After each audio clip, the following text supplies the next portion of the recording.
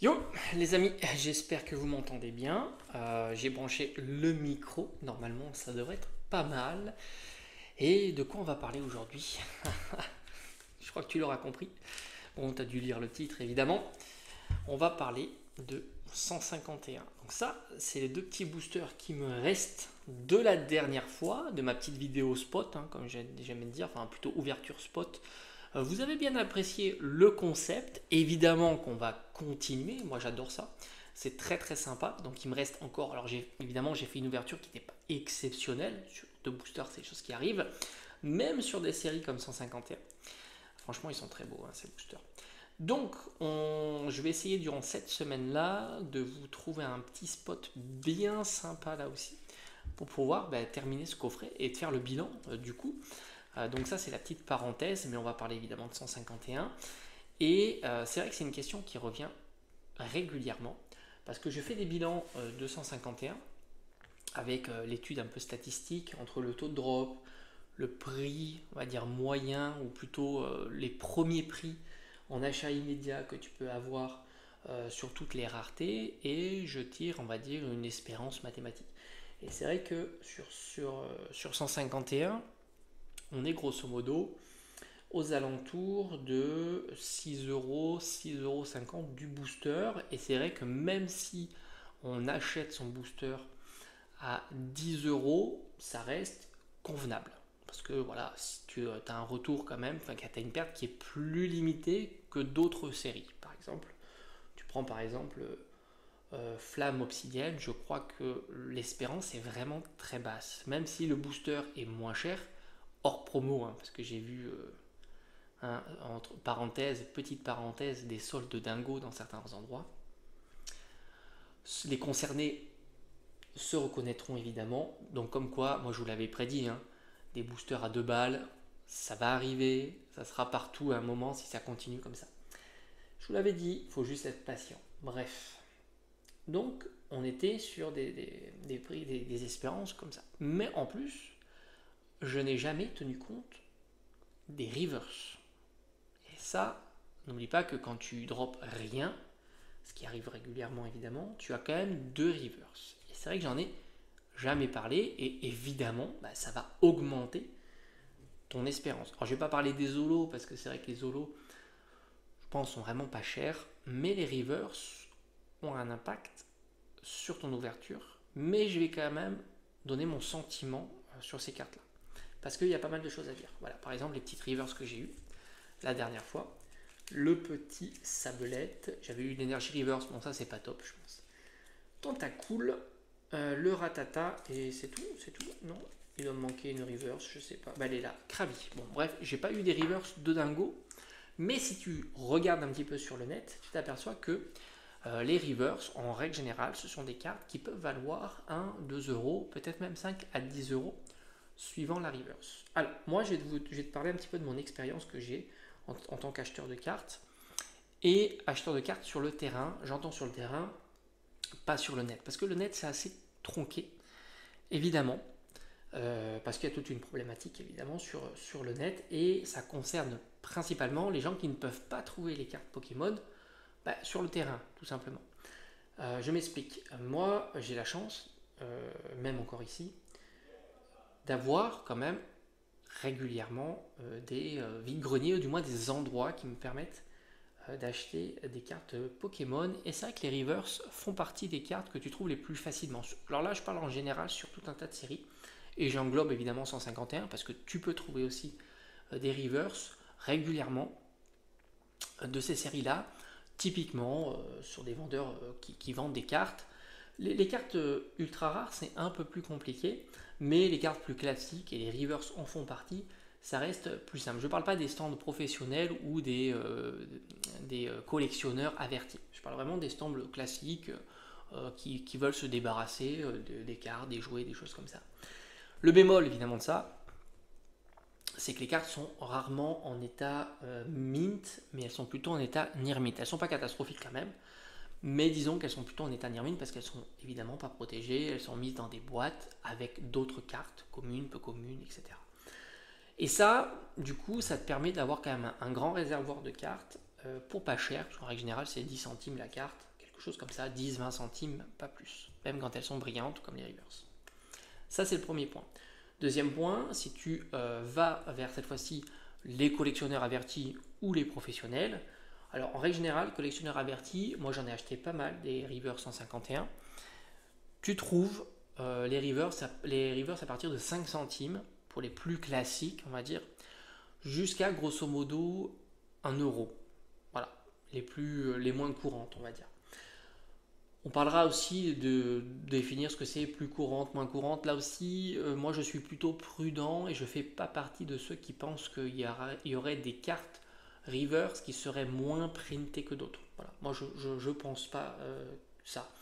Voilà. En tous les cas, il y a toujours un effet pour le collectionneur. Il voit très bien quel est le prix de revente de certaines cartes, donc du coup il ajuste. Mais quand bien même, j'ai pu acheter à des collectionneurs, dont un où j'ai l'habitude d'acheter, des cartes reverse à 5, 10 centimes, 20 centimes. Grosso modo, j'en avais une dizaine, une vingtaine à ces prix-là, sans compter qu'en plus, une fois que tu prends un lot, il t'arrange encore sur le lot qui fait davantage baisser le prix des reverse. Donc ça, c'est le deuxième point. Troisième point, chez les professionnels. Alors les professionnels, ils n'ont pas du tout la même approche. N'oublie pas qu'un professionnel, il a quand même besoin de vendre régulièrement. Et du coup, tu as les reverse qui sont quand même beaucoup moins chers que le prix internet. Ça aussi, il faut le remarquer. Et globalement, de ce que j'ai pu constater, beaucoup de reverse se situaient entre 50 centimes et 2 euros. Voilà, grosso modo, parce que justement, au-delà de ce prix-là pour une reverse récente, même 151, ça reste compliqué à vendre en vide-grenier. Et du coup, eux, leur clientèle, il faut bien qu'ils vendent et qu'ils fassent rentrer de l'argent, évidemment, tous les week-ends. Donc, ils alignent plutôt ces prix à ce genre de prix comparativement à Internet. Et puis, n'oublie pas qu'Internet a des problématiques. Si tu vends une carte 5-10 euros, alors soit est-ce que c'est frais de port inclus ou pas frais de port, puis tu as les plateformes, etc. Enfin, tu as toujours des pertes sur le prix de la carte. Donc ça, c'est vraiment ce que j'ai observé sur le terrain comparativement à Internet. Il y a quand même de la disponibilité, même sur 151. Et d'ailleurs, rappelle-toi, les vidéos Internet, enfin les vidéos, pas Internet, les vidéos que j'ai postées sur ma chaîne de vide-grenier où on voyait même des AR qui n'étaient pas vendus à quasiment 50% du prix du net. Ça aussi, il faut quand même le souligner. Et puis, encore une fois, contrairement aux vendeurs plus classiques, tu trouves des cartes plutôt en état near mint. Là, tu es plutôt dans un état mint, que ce soit sur les collectionneurs ou chez les professionnels. Donc ça, c'est vraiment pour fixer un petit peu l'environnement. Après, comme je t'ai dit, moi, je ne fais pas partie de ceux qui pensent qu'il y a des raretés, des raretés, des variations de rareté au sein même des reverse. Moi, je pense qu'elles sont toutes printées de la même manière, les communes, les peu communes, les holos, elles sont toutes printées de la même manière. C'est juste que y a des tendances qui se font, il y a des bruits de couloir qui circulent, un petit peu comme on avait vu avec le Noctali de Flamme Obsidienne qui a fait monter son prix à 10-15 euros, puis maintenant elle a diminué à 3 euros, hein, grosso modo. Moi, je ne pense pas qu'ils s'amusent à printer. Je pense qu'ils ont des planches comme ça qui printent et puis qui découpent et qui envoient. Et puis, c'est surtout les tendances qui se font. Et puis, certaines personnes aiment faire circuler des informations en pensant que voilà, ça donne un petit peu de hype supplémentaire à certaines séries. Hein. Comme je t'ai dit, le Noctali de Flamme Obsidienne, on l'a vu à des prix assez délirants, jusqu'à se descendre et se stabiliser là autour de 3 euros. Et c'est même pas dit qu'à 3 euros ça se vende si facilement que ça. Moi le Noctali Flamme Obsidienne, je l'ai vu régulièrement en vide-grenier à 2 euros et il partait pas. Tu vois, donc voilà, sur le terrain c'est encore différent. Et comme je te dis, moi je fais pas partie. Après, peut-être que c'est la réalité. Il y a des cartes qui sont printées différemment, mais moi en tous les cas, j'y crois pas.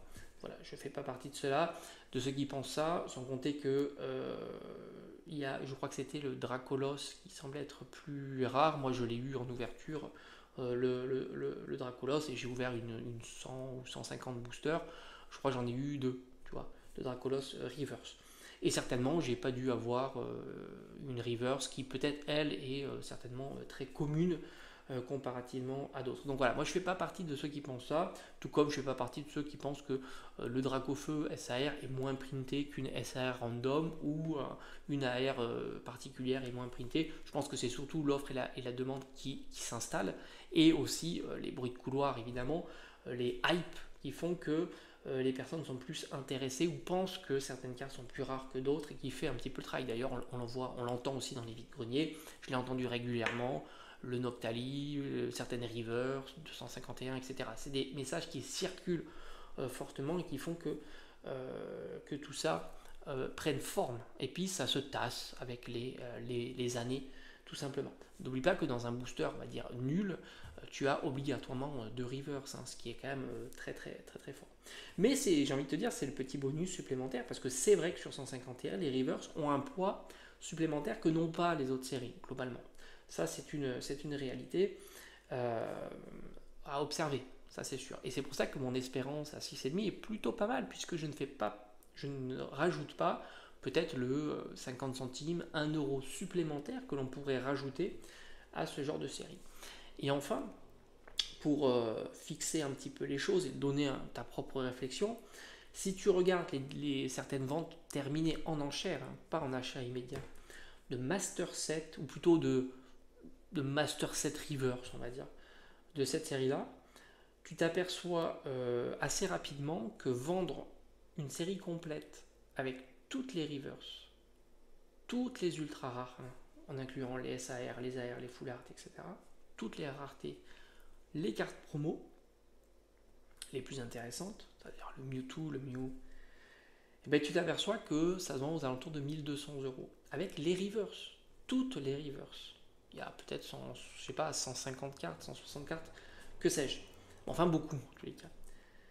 Peut-être un petit peu moins, 120. Bon, bref, beaucoup de cartes. Tu t'aperçois que tu es à peu près à 1200 euros. J'ai vu ça sur quelques ventes réussies. En enchère. C'est important de le préciser. Et si tu regardes le prix de chaque groupe de rareté, par exemple tu prends les SAR, on est à peu près dans les 400-450 euros. Les AR, on est à peu près dans les 400 euros. Les Full Art, 400-450 euros.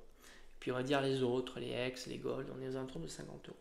C'est-à-dire que si tu regardes que les ultra rares, tu es déjà à plus de 1300 euros. Donc tu t'aperçois que tu payes moins cher l'intégralité du set, en incluant toutes les reverse, c'est moins cher que uniquement les ultra rares. Donc au final, tu t'aperçois que les reverse n'apportent rien dans un master set.